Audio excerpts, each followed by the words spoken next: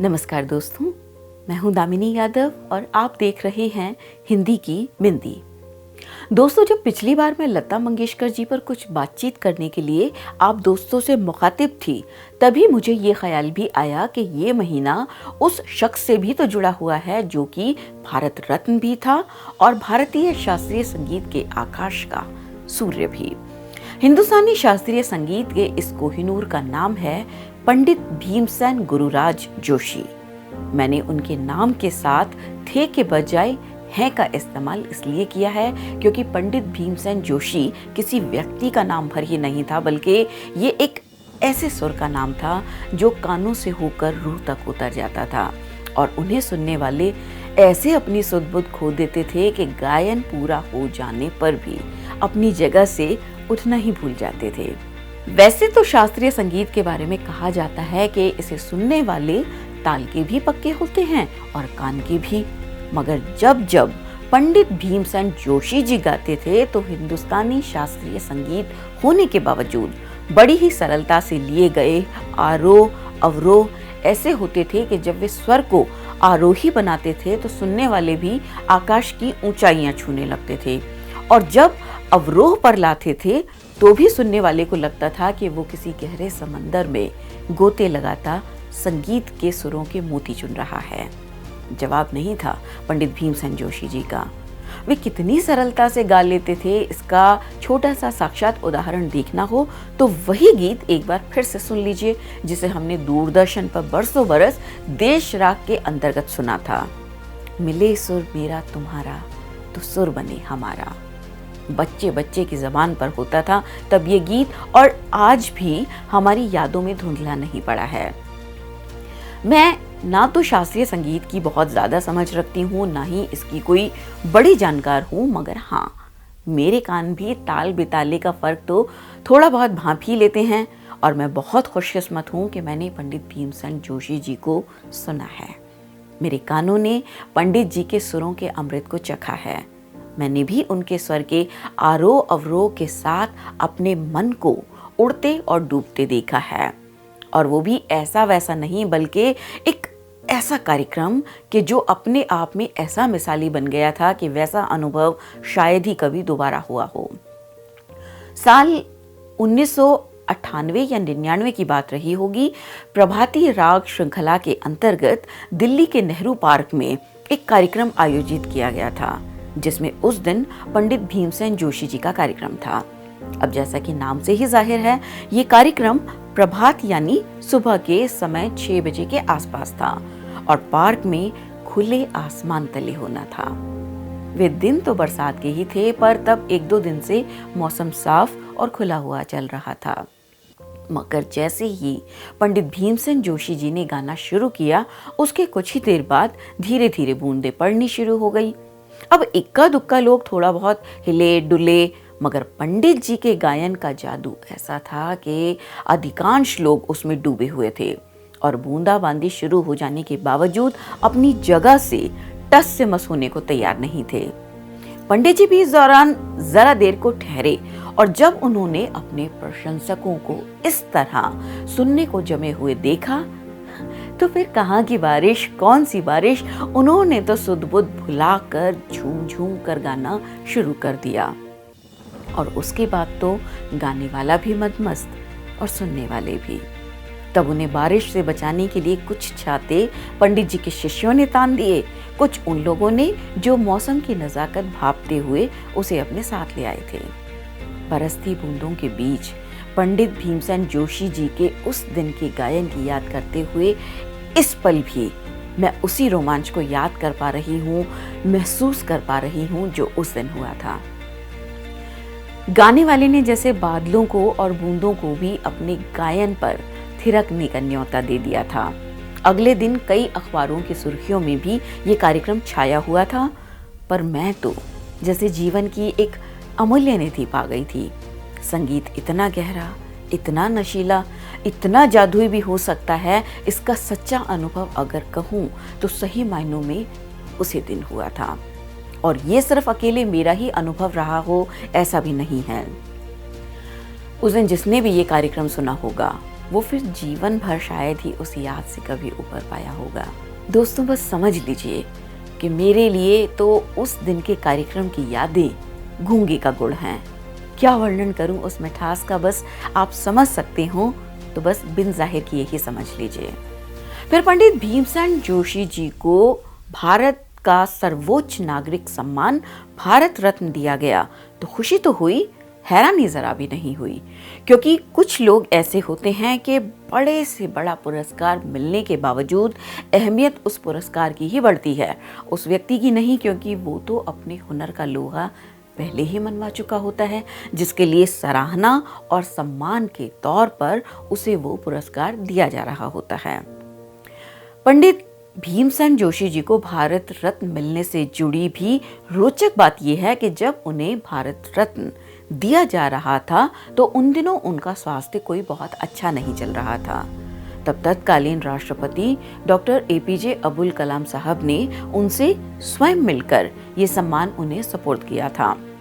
उस वक्त के नज़ारे की जरा कल्पना तो कीजिए कि सम्मान देने वाला और सम्मान पाने वाला दोनों ही सरल, सौम्य, सीधे साधे से और अपने अपने क्षेत्र में अपने अपने ढंग से सेवारत, मानो कलात्मकता और रचनात्मकता ने जुगलबंदी की हो। भारत रत्न की सूचना मिलने पर पंडित भीमसेन जोशी जी ने ये कहकर प्रतिक्रिया दी थी कि मैं इसे उन सभी कला साधकों को समर्पित करते हुए स्वीकार कर रहा हूँ जिन्होंने अपना पूरा जीवन अपने संगीत को समर्पित कर दिया। पंडित भीमसेन जोशी जी हिंदुस्तानी शास्त्रीय संगीत में किराना घराना से जुड़े हुए थे और एक जीती जागती मिसाल बन चुके थे। वैसे अगर पंडित भीमसेन जोशी जी से कुछ जुड़ी बातें मैं आपको बताऊं तो सबसे पहली बात कि वे राख से लाख बनने की दास्तान है। भटकने, कुछ पाने, फिर भटक जाने और उसके बाद सूरज सरीखे बनकर चमक जाने की दास्तान है। उनके जीवन में इतने उतार चढ़ाव थे कि उन गलियारों में भटक कर भी रहा जा सकता है, लेकिन इन्हीं गलियारों में भटक कर ही खुद को पाया भी जा सकता है। एक सहज सामान्य मानव, गलतियां करने वाले मानव और फिर गलतियों से सीख कर फिर ऊंचाइयों को छूने वाले, मिसालें रच देने वाले और मिसाली बन जाने वाली दास्तान का नाम है पंडित भीमसेन जोशी।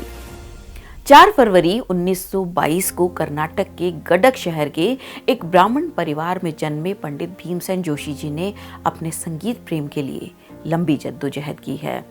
क्योंकि उनकी नियति तो संगीत से जुड़ी है, ये तो तय था, मगर उनके घर में सारा माहौल संगीत का नहीं बल्कि शिक्षा का था।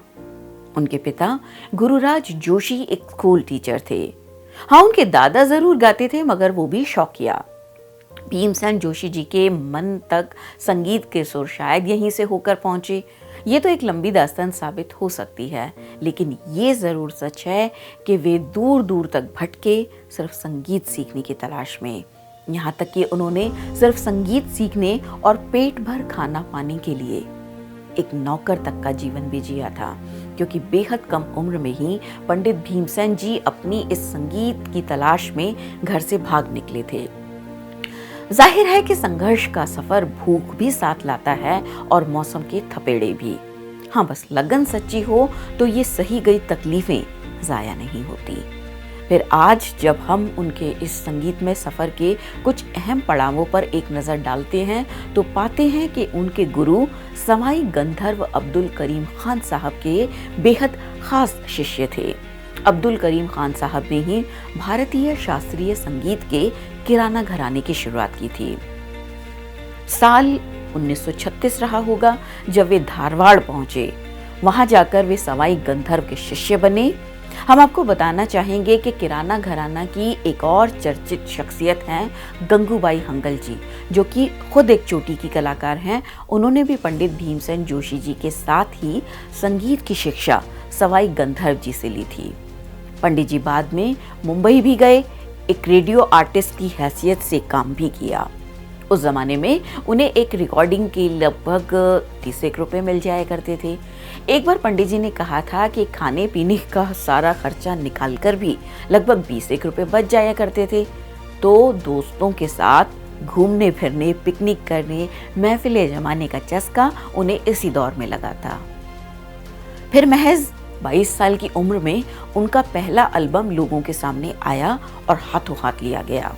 लोग उनकी सरलता से गाए जटिल रागों के कायल होते चले गए और संगीत की दुनिया के जाने कितने ही कीर्तिमान उन्होंने अपने नाम किए। उन्होंने कई फिल्मों में भी गाना गाया है, जिसमें बसंत बहार, तानसेन, बीरबल, माय ब्रदर, अनकही वगैरह खास हैं। अब उनकी सरलता देखिए कि एक फिल्म में तो उन्हें मन्ना डे साहब के साथ गाना भी था और हारना भी था, क्योंकि फिल्म में ये सीन एक जुगलबंदी का था और मन्ना डे की आवाज हीरो पर फिल्माई जा रही थी और हीरो को तो जीतना ही होता है। जब मन्ना दा को ये बात पता चली तो वे संकोच से दोहरे हुए जाएं, मगर पंडित जी ने हंसकर अपनी सहजता से उन्हें भी सहज कर दिया। ऐसा ही एक वाकया तब भी हुआ था जब लता मंगेशकर जी को उनके साथ एक भजन गाने के लिए कहा गया और ये बात सुनते ही कि उन्हें पंडित भीमसेन जोशी जी के साथ गाना है, लता मंगेशकर जी ने पहले तो तुरंत ही इनकार कर दिया था घबराकर, मगर यहाँ भी पंडित जी की सादगी ने उन्हें राजी भी करवा लिया और हमेशा के लिए अपना कायल भी बना लिया। ये भजन शायद आप में से कई लोगों ने सुना होगा, राम का गुणगान करिए। अगर नहीं सुना है तो एक बार नेट पर आप खोजकर ये गीत जरूर सुनिएगा, आपको समझ आ जाएगा कि क्यों कहा जाता है कि डालियां वही झुकती हैं जो फलों से लदी होती हैं। पंडित जी की सहजता भी आपको समझ में आ जाएगी। 25 जनवरी 2011 को पंडित भीमसेन जोशी जी ने इस दुनिया से विदा ले ली थी। वैसे इस पूरे कार्यक्रम में मैंने उन्हें पंडित भीमसेन जोशी जी ही कहा है, लेकिन जिस नाम से वे जाने जाते थे, लेकिन उन्हें पंडित कहलाने पर सख्त ऐतराज था, क्योंकि वे कहा करते थे कि अब संगीत की दुनिया में पंडित बहुत हो गए हैं लेकिन गायक कम ही रह गए हैं।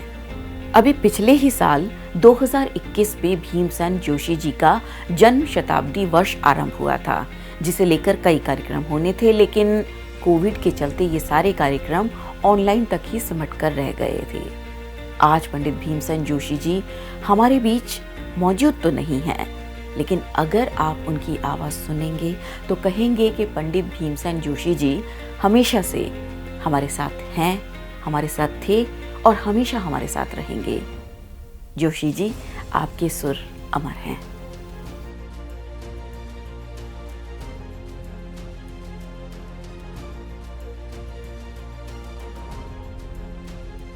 Get a sneak peek of exclusive content before everyone else. For channel members only. Memberships start at ₹89. Hit the join button below.